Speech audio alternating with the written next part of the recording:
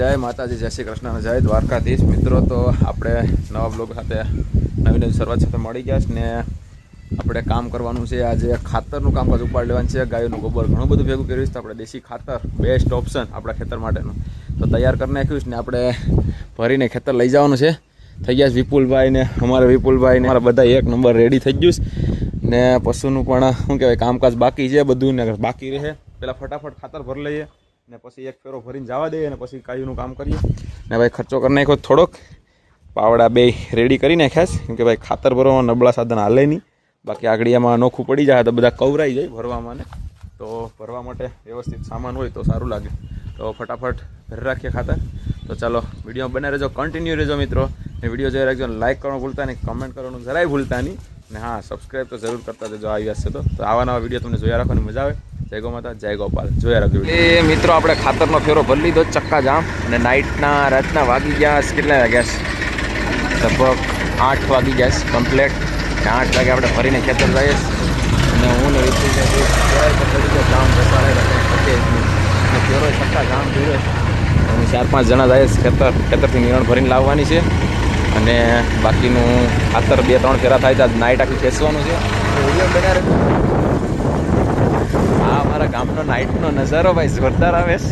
આમી નાઇટમાં નહીં શૂટિંગ ઉતારવા નીકળ્યું પણ ખાતરના ફેરામાંથી ચડ્યા છે ને એટલે કદાચ શૂટિંગ ઉતરી જાય. ના બાપા સીતારામની ગેસની લાઇટ એક નંબર આવે છે એટલે આપણે છે ને બ્લોગમાં લઈને આપણે બાકી તમને દેખાય ને અમે ખાતરના ફેરામાંથી જોરદાર ચડ્યા. આમ બધા બ્લોગિંગ કરી આવું કોઈ નહીં કરે. મિત્રો ફાઇનલી આપણે ખેતરથી ખાતરનો ફેરો ઠલવી અને નિરણનો ફેરો ભરી લીધો.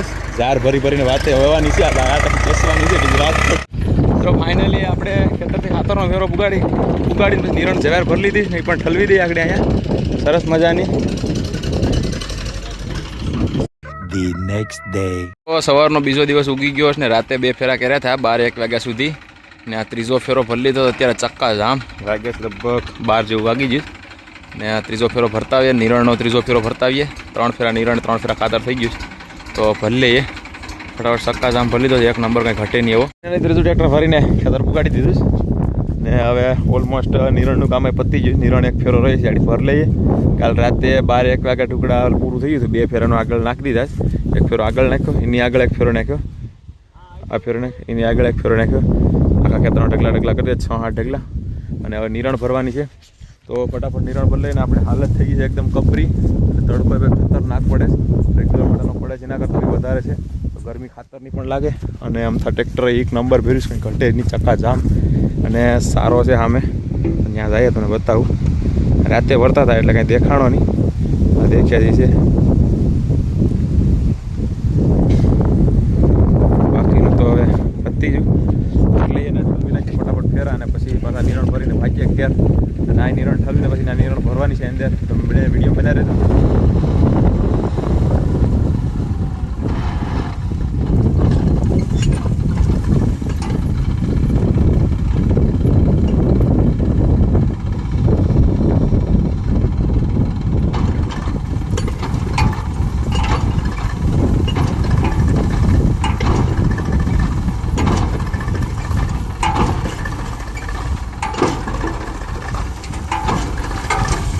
આવા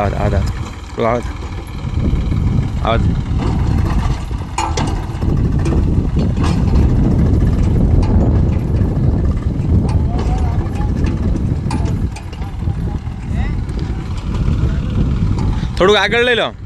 હા થોડુંક લઈ બોલે પણ ઢગલો કરતા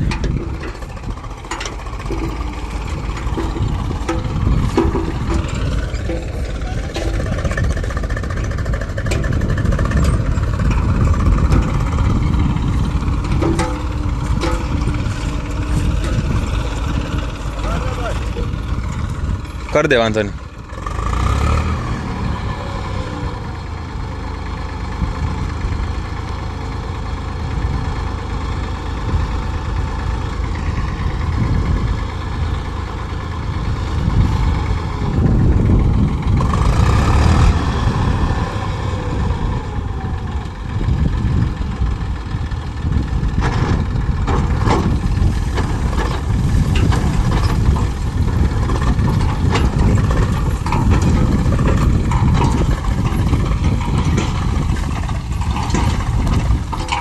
વરસાદ ભાઈ ગમઘોર સડી રહ્યો છે. હવે તો વરસાદનો મોસમ ભરાવા માંડીશ. થોડોક સમય છે હવે 15 દી 20 દી મહિનો દી વધીને તો લગભગ વરસાદ થઈ જાય આપણા અંદાજ પ્રમાણે. પછી તો હવે જે થાય એ ભગવાનને જે કરે બેસ્ટ.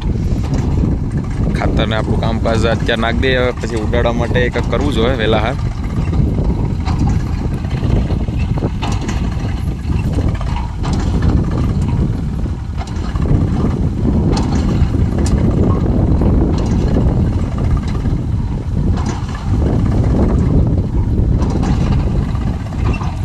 ખાતર પર બરાબર કસરીને ફેરવીને છે લીલા જેવું છે એટલે કેવડાવે છે નીકળવામાં.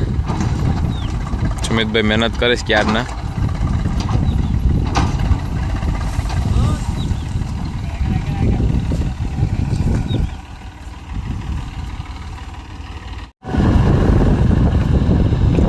આવો દે આવો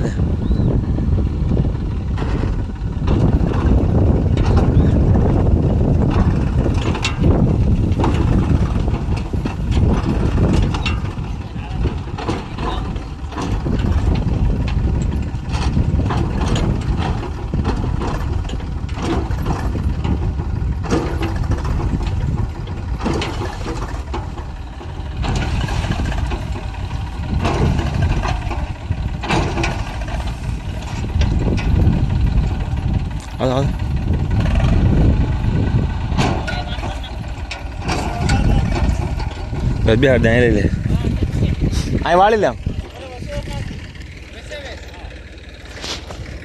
એક થોડો વાકો કંઈક નજીક કરાવે એટલે હાલવાનું થોડું ઈઝી પડે. ઓલા બધા 3 કર્યા પણ આના 4 ઢગલા થવા કરવા આપણે બધું ખાતર વધારે ભરાઈને આવી થોડું અને એક ઢગલો વધારે કરી નાખે. સમુદ્રને થોડી મહેનત વધારે પડીએ પણ વાંધો નહીં કરી કાઢીએ.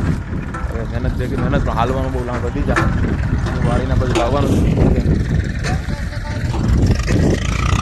આને કોર આવવા દો.